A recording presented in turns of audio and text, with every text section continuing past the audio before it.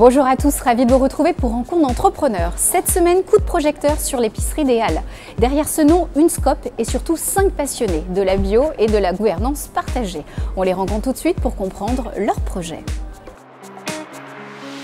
Située place Gabriel Rambaud, les Halles de la Martinière étaient un lieu historique de l'alimentation de proximité du 1er arrondissement de Lyon. Les habitants avaient donc milité pour retrouver une âme à ce lieu et l'épicerie des Halles a répondu à leurs attentes. Retour sur cette aventure humaine et entrepreneuriale. Alors Gwendoline, quand est-ce que ce projet a commencé pour vous ? Pour moi, je suis arrivée sur le projet en 2017, en avril 2017. Et mes deux associés, Cécile et Philippe, travaillaient déjà sur le projet depuis 2016. Alors en 2016, quel était le contexte de l'époque ? En 2016, le GRAP, qui est le groupement régional pour l'alimentation de proximité, cherchait des entrepreneurs pour entreprendre sur ce projet de reprise des Halles de la Martinière. Et quelles étaient vos envies en fait à vous tous, vous étiez 4 autour de la table, qu'est-ce que vous aviez envie de faire pour monter cette entreprise ? Alors à l'époque, on ne se connaissait pas encore. On était chacun de notre côté en reconversion et on s'est rencontrés autour de ce projet. Alors quel est le principe d'une scope ? Le GRAP vous a proposé cette structure d'entreprise qui est assez novatrice, particulière, mais qui marche beaucoup en ce moment. Alors qu'est-ce que ça vous imposait en fait, ou qu'est-ce que ça vous proposait ? La SCOP, c'est une société coopérative qui réunit des salariés qui deviennent associés de leur entreprise. Et la particularité, c'est qu'un associé égale une voix, quel que soit son poids dans le capital de l'entreprise. Pourquoi est-ce que ce projet de SCOP vous a conquis ? Pourquoi est-ce que tout de suite vous avez dit allez, go, on part dans cette aventure ? Qu'est-ce qui vous plaisait ? C'est la notion de partage. C'est vraiment le fait de la complémentarité entre les associés, le fait également d'une hiérarchie horizontale qui change du système traditionnel. Donc concrètement, comment est-ce que vous êtes tous organisés pour monter à bien ce projet et puis venir réinvestir ces lieux ? Comment ça s'organise ? Eh bien, on a beaucoup travaillé, à la fois sur les aspects juridiques, financiers, etc. Et là, on a été bien accompagnés par des structures telles que le GRAP et l'Union régionale des SCOP.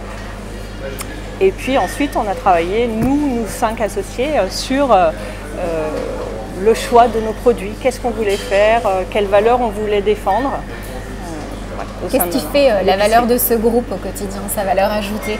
Pourquoi c'est bien d'entreprendre à plusieurs ? C'est parce qu'on est tous différents et qu'on a chacun une façon d'aborder les sujets différentes. Et du coup, je trouve que ça enrichit beaucoup le projet. Merci Gwendoline pour ce partage d'expérience. Belle continuation. Merci. Bonjour Philippe. Bonjour. Merci beaucoup de prendre le temps pour nous raconter la suite de cette aventure. Alors l'épicerie des Halles, concrètement, aujourd'hui, quel est son visage ? Quelle est cette entreprise ? Alors cette entreprise, en fait, c'est une épicerie de quartier composée de 5 personnes, une équipe de 5 épiciers qui se répartissent un petit peu les rôles dans l'épicerie par secteur d'activité, on va dire. Et voilà, c'est une épicerie qui a tout juste 1 an et qui fonctionne bien. On a réussi à avoir une bonne clientèle fidélisée qui vient nous voir régulièrement, certains plusieurs fois par semaine. Quels sont les produits et les services que vous proposez au sein de l'épicerie ? Je sais qu'autour de la table, vous aviez eu des valeurs, des envies des producteurs. Alors concrètement, qu'est-ce qu'on trouve ici ? Alors ce qu'on trouve, nous ici, ce qu'on essaie de développer le plus possible, c'est à la fois des produits en vrac, parce qu'on est très engagé sur une politique vers le moins de déchets possible.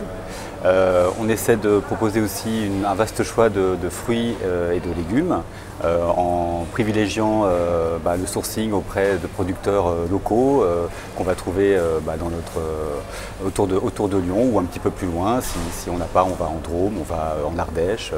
Voilà. Aujourd'hui, Philippe, quels sont vos challenges au quotidien ? Alors au quotidien, les challenges, en fait, c'est d'être au service de notre clientèle le plus possible.